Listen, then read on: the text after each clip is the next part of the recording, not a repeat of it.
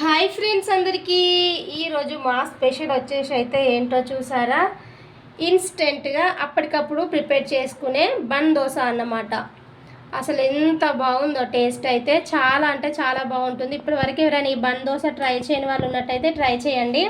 So ఇందులోకి కాంబినేషన్గానైతే పల్లి చట్నీ అయితే చేశానన్నమాట.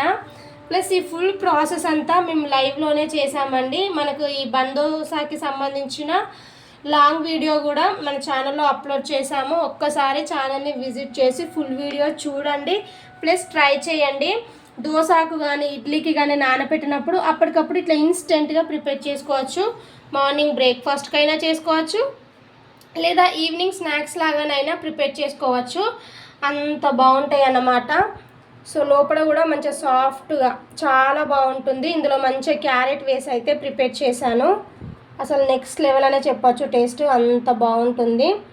ఆల్రెడీ నేను టేస్ట్ చేశాను, నెక్స్ట్ లెవెల్ అన్నమాట. ఫస్ట్ టైం చూస్తే సబ్స్క్రైబ్ చేసి సపోర్ట్ చేయండి. Thank you.